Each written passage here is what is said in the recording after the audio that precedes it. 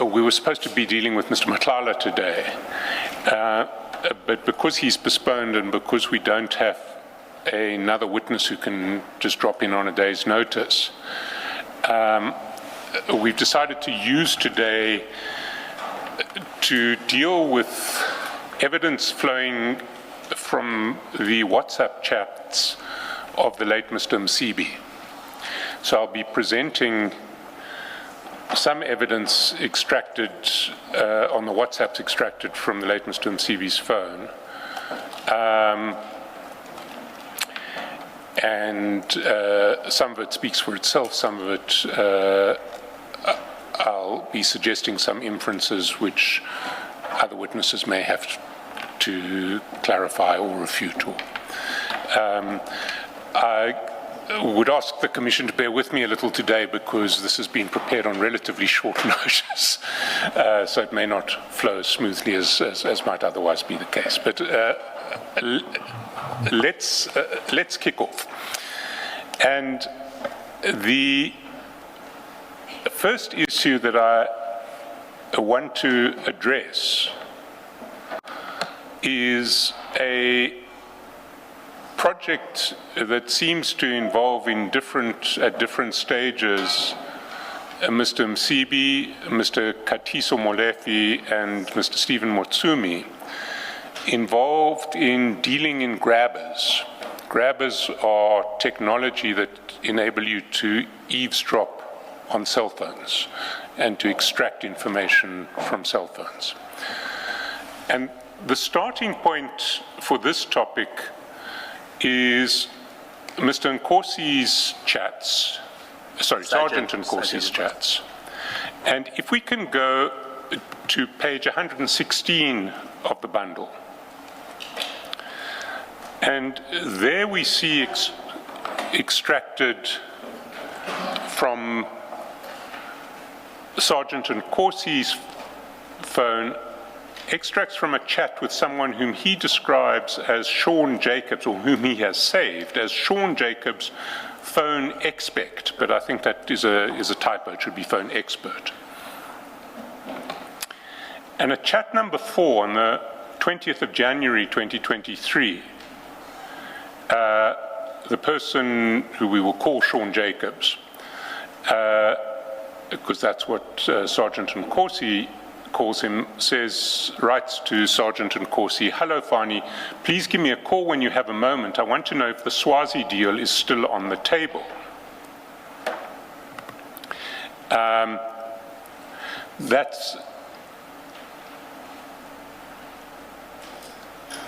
That is from Mr. Jacobs to Sergeant Nkosi. If we then go to page 95 of the bundle, which is Sergeant Nkosi's chats with Mr. Msibi, the late Mr. Msibi,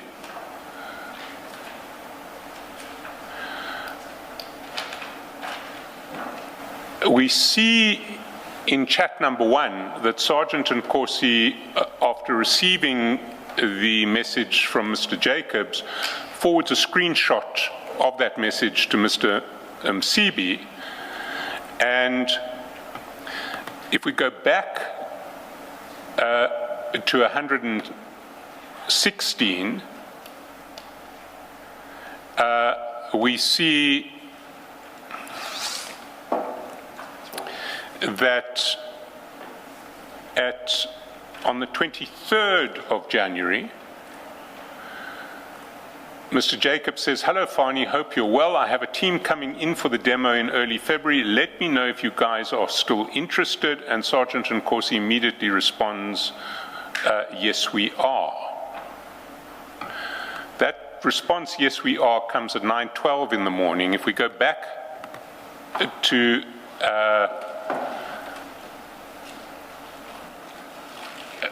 page 95, we see that Mr. Msibi tells Sergeant Nkosi in relation to the earlier screenshot of "Is the deal still on the table?"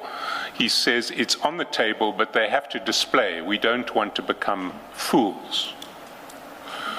Sergeant Nkosi responds to Mr. Msibi, I think this time they're more ready, and he sends again the screenshot of his exchanges with Mr. Jacobs.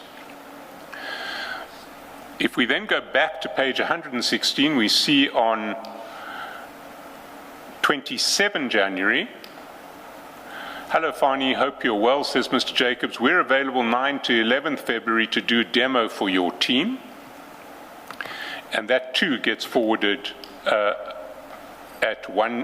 page 95 from Sergeant Nkosi to Mr. Msibi. That's at 1:27 p.m. on the 27th of January.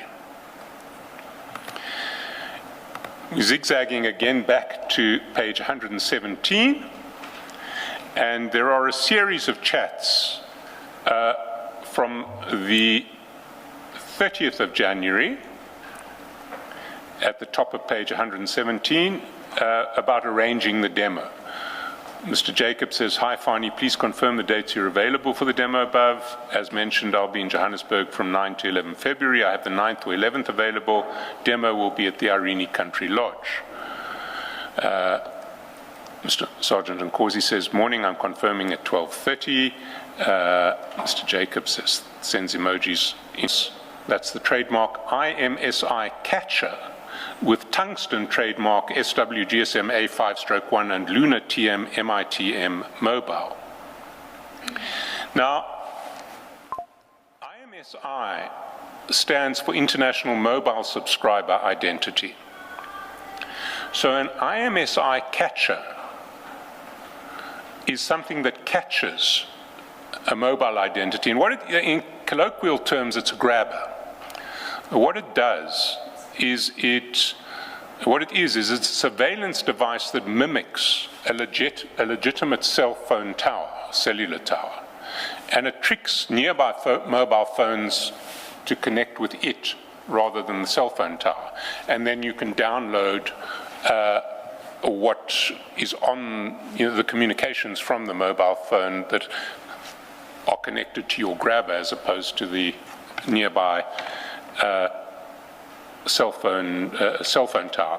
If we go to page 128, and this is from the Infosys webpage, and it's Infosys advertising its solutions. And if you look under Infosys Mobile 360 trademark, it says the mobile phone is today's primary data access point. How to best access its information is a technical question. Our solutions, TELUS, Luna, Tungsten, all with trademarks, enable you to do it in any way necessary, ground-based, maritime, or airborne.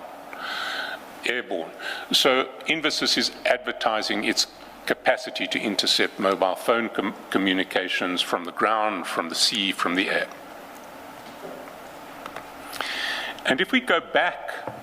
Before we go back, I thought you were going to show us where Sergeant Nkosi signs and stamps. Okay. He does in due course sign. But if we go back, it's quite clear in this context that the Czech Republic, having a sense of responsibility in relation to this technology, will not let its companies sell it to anyone they want. It can only be sold to authorized representatives, presumably not just of foreign states, but also of foreign states with whom the Czech Republic is happy to share this sort of technology.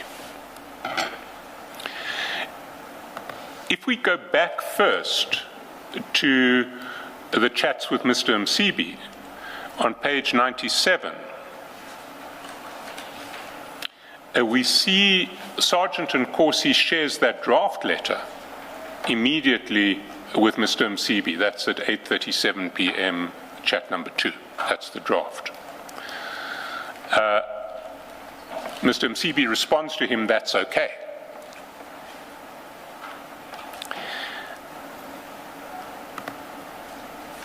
If we go back to 119,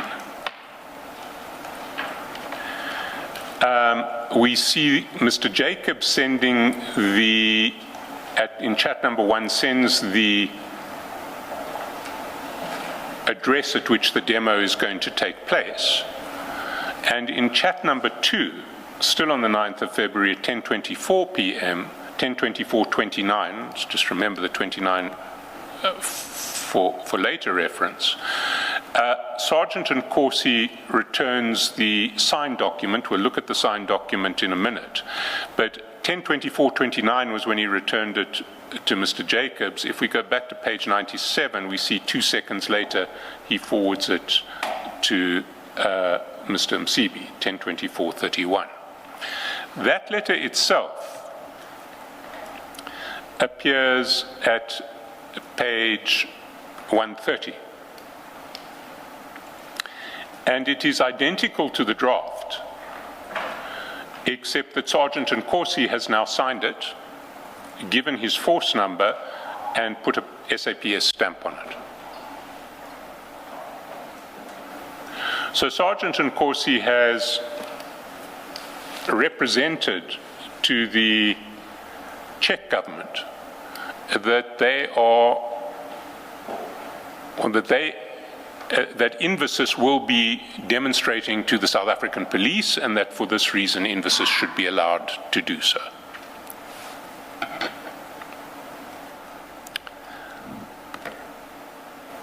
If we go back to page 119, chat number 3, on the morning of the 10th, at 7 o'clock, Mr. Jacobs says, "Good morning, Fani. Thank you for the letter. I've sent it to the team. Let me know when you'll send the driver. Thanks." Sergeant, of course, he replies, "Driver's on the way." At 8 o'clock, "Hi, Fani, we're ready. Are your guys close?" And then at 1:11 the next day, "Hello, Fani, thank you again to you and your team looking after us yesterday. Let me know if Ubaba is happy and I will drive the process from my side now." Sergeant Nkosi's response is, "Morning, we're on our way to the kingdom as we speak. I'm calling you tomorrow late." Now, the kingdom to which Sergeant Nkosi is referring is the kingdom of Eswatini. And what will emerge is that Mr. Msibi, Sergeant Nkosi, and quite possibly Mr. Motsumi and Mr. Molefe, will get to them later, have a plan to sell grabber technology to the kingdom of Eswatini. Now, of course, that's not what the Czech Republic has been told at all. The Czech Republic has been told that this is a demonstration for the South African Police Service. If we follow this plan, and we run down from page 120,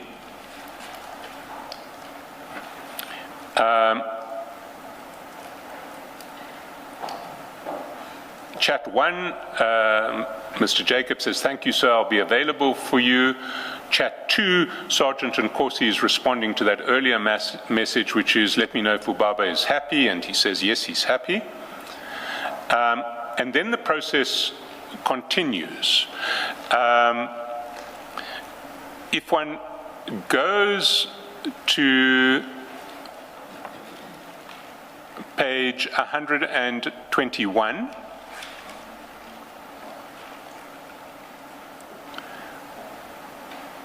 chat number 7, the foot of the page, "Hi, Fani, I hope you're well. We need the company name for the contract with Invisis." And Invisis, again, was the Czech company that makes this equipment. "And the email address we need to send the contract to. This will come directly from the Czech company." Over the page, "This way Ubaba is protected if anyone tries to go behind his back." "Hello, Fani, hope all is well. I'm still waiting on the info for Baba's company and email details." Sergeant Nkosi responds sharp, "I'm sending." "Hello, Fani, hope you're well. Are we still on track?" And this is now the 7th of March, and Sergeant Nkosi says, "Yes, tomorrow morning the king is having a final meeting with the old man." And that presumably would be the king of Eswatini. And Mr. Jacobs says, "Okay, great, thanks." Cousin, maybe for the record, if we could relate this message, the king is meeting, with the old man to we are on our way to Swaziland? How do they relate in terms of dates? Well, it wasn't we're on our way to Swaziland, it was we're on our way to the kingdom. That was the 11th of February. This is now the 7th of March. So the visit may not have been the same visit.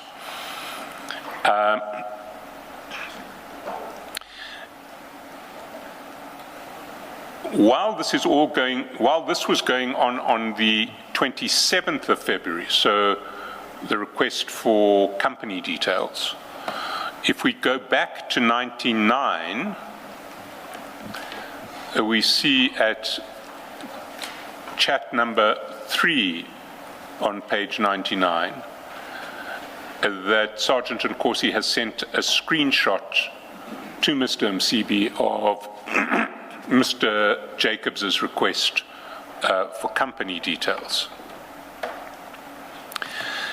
There is then a lengthy process that runs,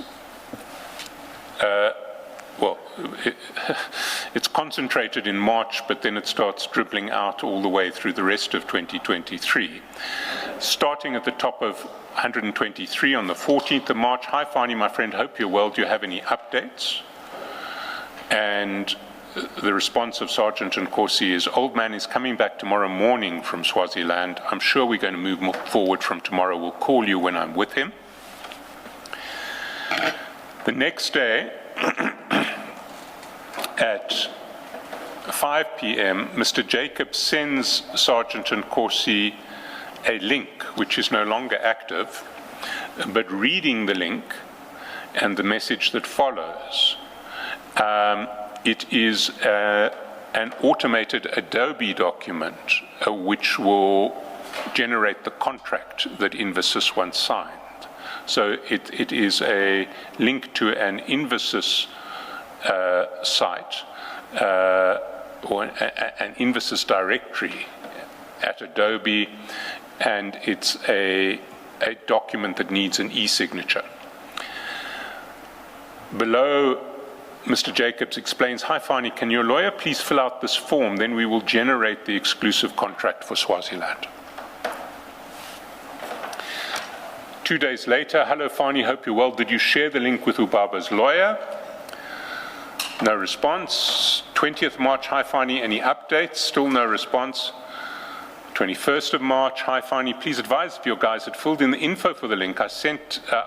Without this, we can't send you the contract, and I don't want it to seem as if we're holding up the process. 22nd of March, hi Fani, hope everything's okay, please advise. Finally, there's a response from Sergeant Nkosi, got it sorted. Mr. Jacobs says, thanks, once they fill it in, they will get the contract. 24th of March, hi Fani, was the link completed? We haven't received any confirmation that the link has been filled in. 12th of April, hi Fani, I hope you're well. I was supposed to come to Joburg this week, but I'll have to postpone to next week. Please advise Ubaba. And Sergeant Nkosi says, okay. A few days later, hi Fani, I hope you're well. Just a note from our side. It seems that Ubaba's lawyer has not completed the link as it is, and it's now becoming embarrassing as the international company will not take us seriously. Please advise how we resolve the matter. Hello Fani, hope you're well. Is the deal for Swaziland still happening?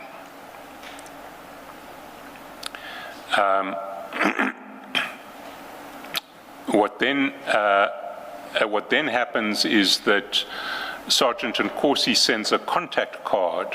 All of this is now the 23rd of May for Mr. Jacobs to contact Mr. Msibi directly. Nothing then happens between the 8th of May and the 23rd of May and the 18th of August. Mr. Jacobs is still trying on the 18th of August. Hello, Fani, hope you're well. Did you forget about me? And he says, and Sergeant Nkosi responds, lol, no, I was speaking to Zweli yesterday. They spoke to the old man as well. We're hoping next month we would be winning. That's good news. Our team is ready. On and on it goes. top of 126, hi Fani, hope you're well. Please call me urgently, and our people are being contacted by Swaziland, and we need to move quickly or we will lose this deal. Now, it seems that the deal was lost because if one goes to page 112, one sees that on the 17th of October, Sergeant Nkosi forwards to Mr. Msibi a message that seems to come from a partner of Sean. My brother, I'm really disappointed. It's 111, sorry, 111, chat 4. Foot of 111, but not 112, sorry.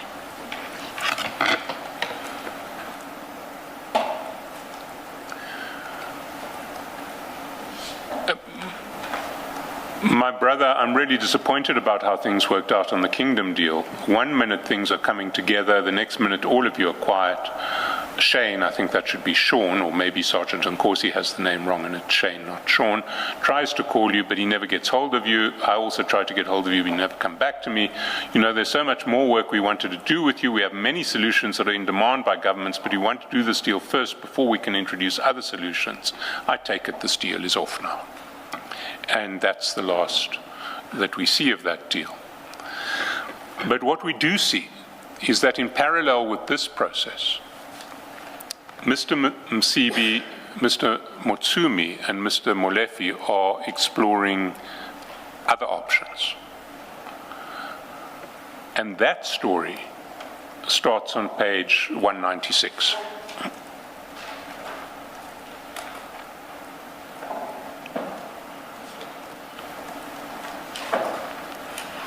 Before we get to the news story, what are we to make of Sergeant Nkosi signing documents on behalf of SAPS and purporting to represent SAPS in future agreements with either it's an international organization or international suppliers? What inference are we to draw? Well, I think the inference is that that's an out-and-out fraud, but it's a fraud to which everyone involved in that project is party.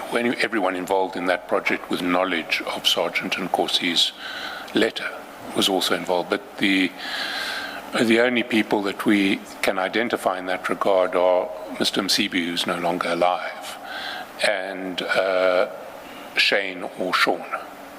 We don't know who else was aware of this. We don't even know whether the Czech company were aware of who they were dealing with.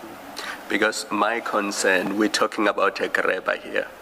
We don't know what else. I mean, you can see one conduct where he's signing and putting a stamp and force number to allow an international organization to come and make a demonstration to private individuals in South Africa. What if it was weapons and other things that are not authorized by SAPS? We don't know, but it is a very legitimate question, Commissioner. I mean, we did see the exchanges with the man whom he saved as Deputy President Didi Mabuza, who Mr. Mashile, I think, who seemed to have been suggesting an arms deal. We don't know where it ended. And what does it say about the use of stamps at SAPS? I mean, if any captain or constable can just But I think every captain must have a stamp, just because they have to use the stamp in their official duty. So, for instance, you go into your local police station to get an oath commissioned, the captain uses his stamp to commission your oath. It's how the stamp is used, and of course,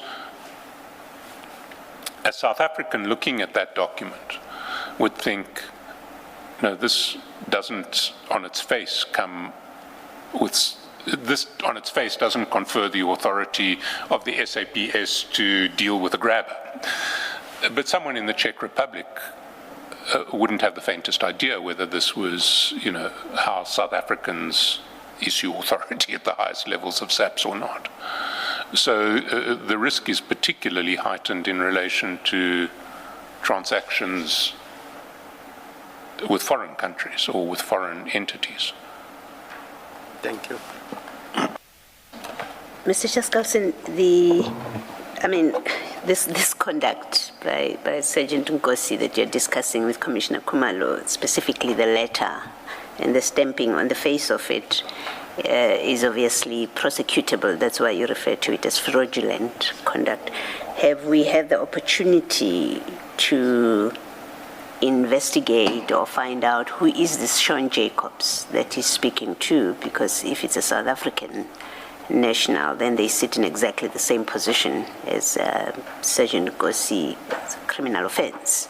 And have we had the opportunity to investigate that? We haven't yet traced Sean Jacobs. I must confess, we haven't made a huge effort to trace Sean or Shane Jacobs.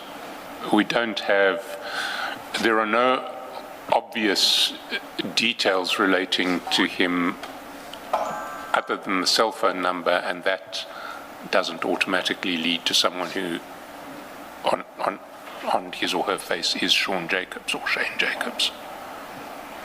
Sergeant Nkosi would have to say who is Sean Jacobs. Thank you. And our investigators could also look into it. I'm not sure they will thank me for that. They have quite a lot on their plates at the moment, but we will look further. The parallel process I was describing starts at page 196, or our evidence of it starts at page 196.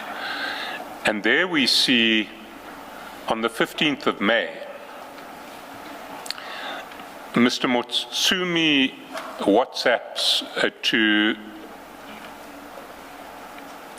Mr. Msibi 3 documents. The first 2 are photographs of their 2 passports.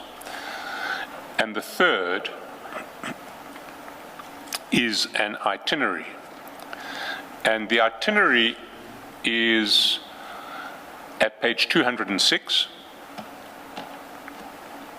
It's an itinerary for both Mr. Motsumi and Mr. Msibi. And it reflects a strange set of, or it reflects a broken set of connections. There's going to be a flight from Johannesburg to Frankfurt, and then a connecting flight almost immediately from Frankfurt to Paris. That will take Mr. Msibi and Mr. Motsumi to arrive in Paris on the 16th of May at 8:20 in the morning. The next flight is not from Paris, it's from Hamburg in Germany, and that's 2 days later, on the 18th of May. And that is a flight from Hamburg to Zurich, and then as a connection to get back to Johannesburg from Zurich. So one imagines that Mr. Motsumi and Mr. Msibi were going to make their own way, or would make their way from Paris to Hamburg, which is relatively close, either by train or by plane, at some stage between 16 and 18 May. If we go back to the 16th of May, we see that's the day after the itinerary came. Mr. Msibi sends to Mr. Motsumi a company profile for a company which is actually a closed corporation called Themi Style CC. And the Windeed page for Themi Style is at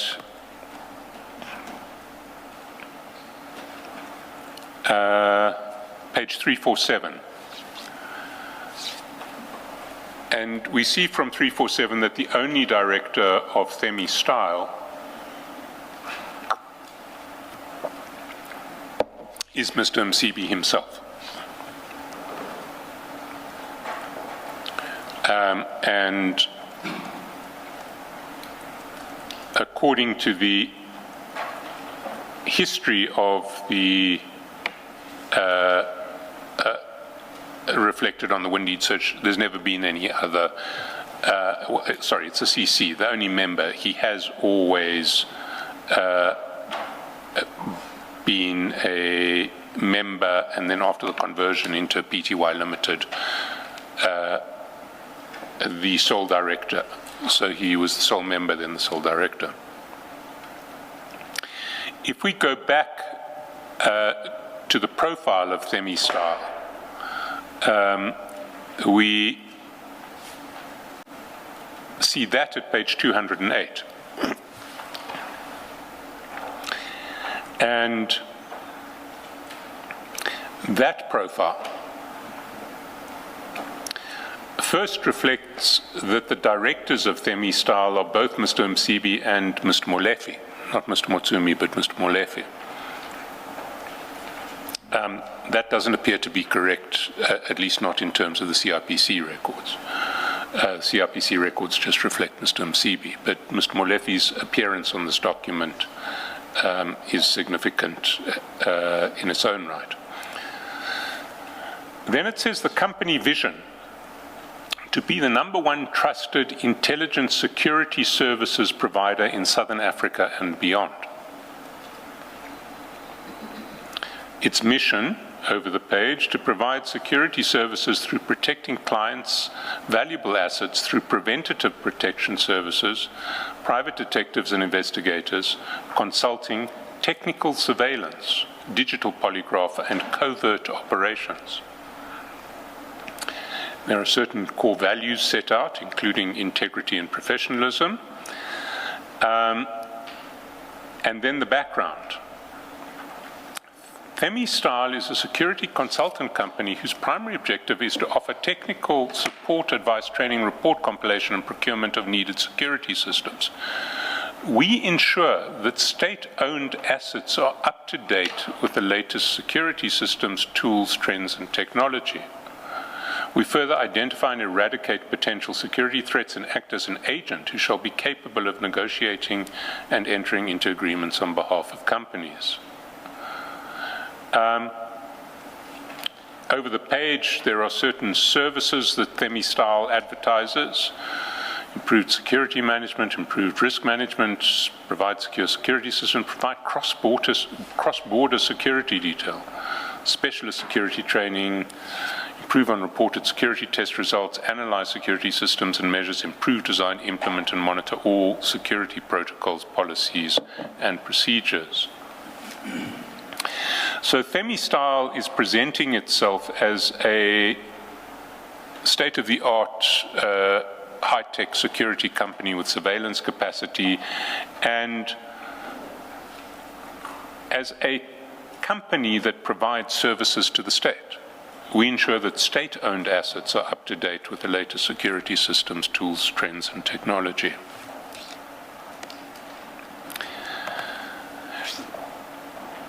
If we go back to page 197, we see that together with the company profile,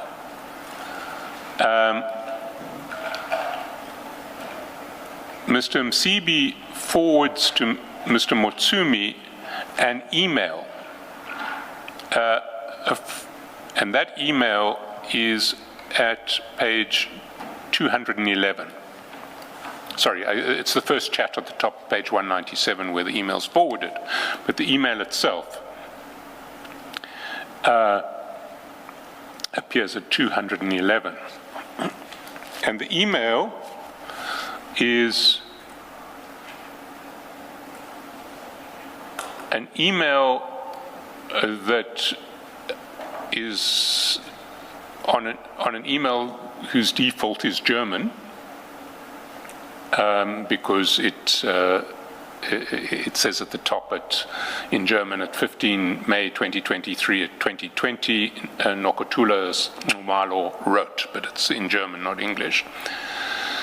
And Ms. Nxumalo says, "Dear Stefan, please find attached registration documents," and you'll see at the bottom of the email is a CRPC form for Themi Style, "confirming Mr. Msibi as the director of the company. Mr. Motsumi is a trusted partner in the business," and bear in mind that this is with a view to the itinerary that we've just seen that has a stop in Hamburg in Germany, and which involves Mr. Msibi and Mr. Motsumi. "Please be assured that they both have the capacity and mandate to conduct business on behalf of the company, so Mr. Motsumi too can represent Themi Style. They shall present the letter of appointment and service level agreement from state." So they are purporting to have a service level agreement from a state. Confidentiality protocol as stated below is noted and shall be strictly adhered to.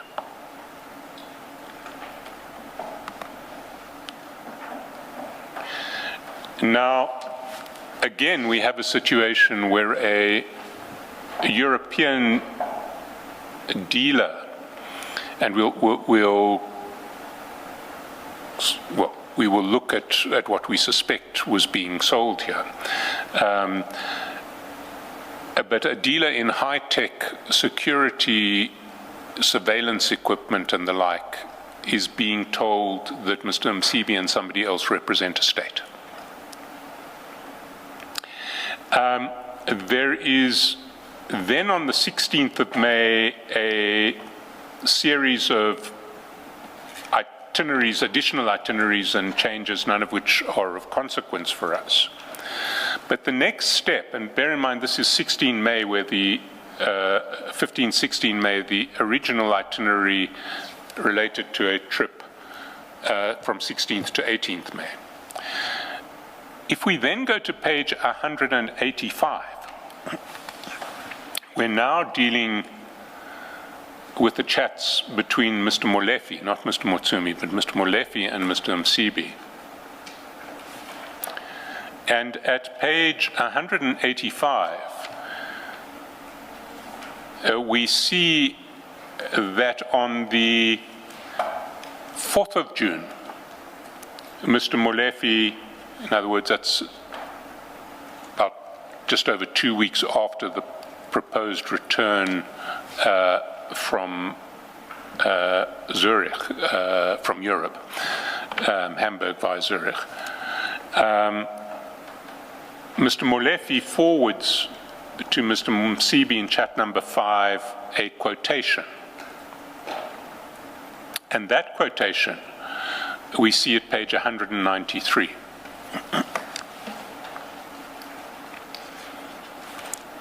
And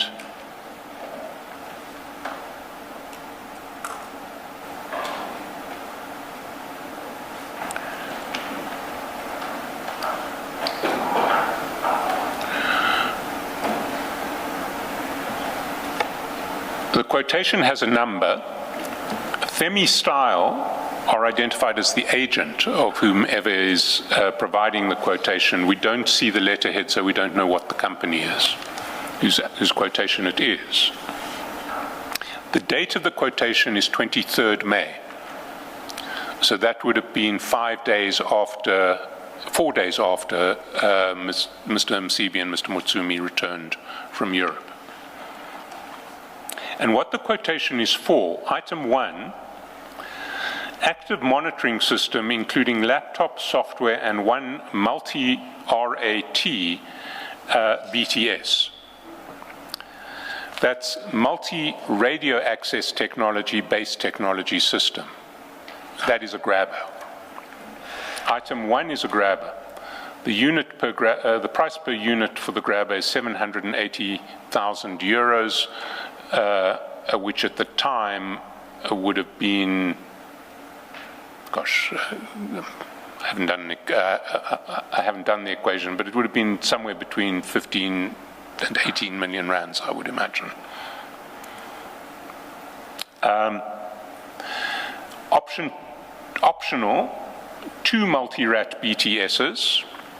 So you could have an additional extra set of grabbers which would come at 150,000 per unit. And you could also get a tactical DDS jammer. And a DDS stands for Direct Digital Synthesis, and what a DDS jammer is digital technology that can essentially block out other, can be trained on particular frequencies very quickly and can block out other people's mobile communications. So you can shut off everybody else's mobile access with a jammer. That quotation is issued by Themi-Style, a company in which Mr. Motsumi, Mr. Molefe, and Mr. Msibi have a central role in, and it comes 4 days after the return from Europe of Mr. Msibi and Mr. Motsumi. And we don't see what becomes of this quotation, whether it ever gets taken up by anyone. We don't know to whom it was addressed either. We do know that it was exchanged between Mr. Molefe and Mr. Msibi. But if we can just step back and take stock at what we're looking at here, because it is quite alarming. Mr. Msibi, Mr. Motsumi, Mr. Molefe, and possibly Sergeant Nkosi are involved. Well, Sergeant Nkosi is certainly involved with Mr. Msibi in one project. Mr. Msibi, Mr. Motsumi, and Mr. Molefe are involved in another. The extent to which Mr. Motsumi and Mr. Molefe were involved in the first project is not clear. Anyway, they're involved in a commercial project. The commercial project involves the selling of high-tech surveillance, digital surveillance systems and jamming technology. The 3 people we're talking about have received some coverage in this commission. Mr. Msibi has been described by General Khumalo, as the head of crime intelligence, as the then leader of the Big Five organized crime cartel. Mr. Molefe is currently on trial for murder in a matter involving firearms that can be linked to more than 30 other murder scenes in Gauteng in the last 5 years. Mr. Motsumi is someone whose name General Sonona, when he was still head of the Hawks, was too scared to mention. These 3 men are dealing with foreign companies to get access to grabber technology purporting to represent a state. And then, at least in the case of Mr. Msibi, they seem to be looking to sell that technology to the Eswatini government. In that first episode, the first case that we saw. Whether or they didn't manage, it seems, in that case, to sell to the Eswatini government, they may well have managed in this case, we just don't know. But whether or not they are managing to sell the technology to a foreign state, they presumably can also have access to it for their own purposes. They are able to deal with the providers of this technology. They are being invited to sign contracts with the providers of this technology, in the case of Infosys, on the basis that they represent the South African state. This is a worrying state of affairs, a very worrying state of affairs. This is the sort of technology that should only go into the hands of intelligence agencies who are then constrained to use it under fairly strict legislative controls. But what we have here is private parties passing themselves off as representatives of states and trading in this, or trying to trade in this technology. Mr. Chaskalosn, that brings me to the question that I was going to ask. And I know that the presentation of this evidence today has been sprung on you.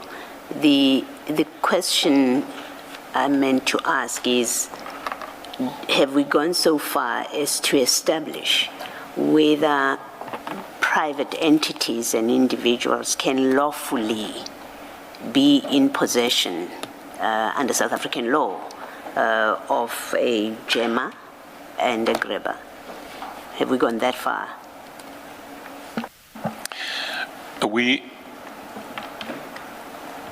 A jammer I can't speak to. A grabber, I can say with some confidence, is not something that any private entity ought lawfully to be entitled to use, because digital surveillance, interception of communications, which is what a grabber is for, is something regulated by statute, which requires judicial warrant.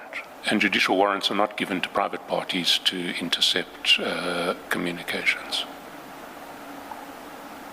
Are we able to get that on affidavit from a witness who's part of the government or intelligence agencies?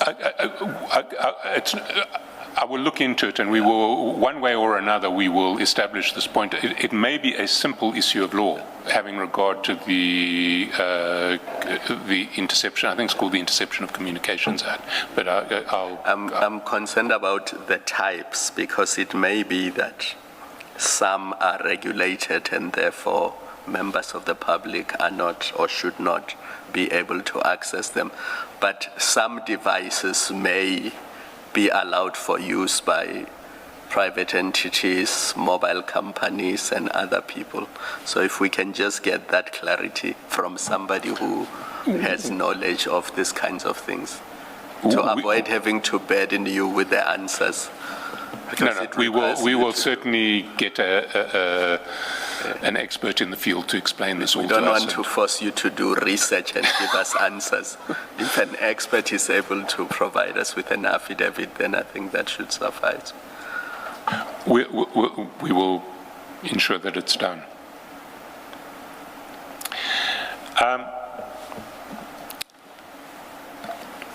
That takes us to the end of this grabber episode.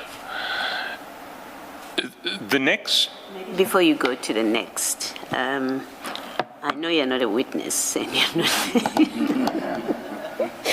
you're not an expert in this. Just I'm trying to wrap my head around a gemma as against a grabber. I think I've understood how a grabber would work. A gemma would do what? Would at least block communications. For criminal activity. Well, I mean, at a very low level, a jammer stops your remote control on your car from locking your car when you get out the car. So a lot of small-time criminals have access to jammers which are used, and I'm sure some of us have had that experience. You get out your car, you think you've locked it, you haven't locked it because the signal's been jammed and someone steals something from your car while you've gone into the shop. At a much more grand scale, what a jammer can do is block communications, can stop people communicating on their cell phones. It essentially can block communication that depends on operating at particular frequencies. It could block law enforcement from listening in. Certainly on, yeah. Thank you.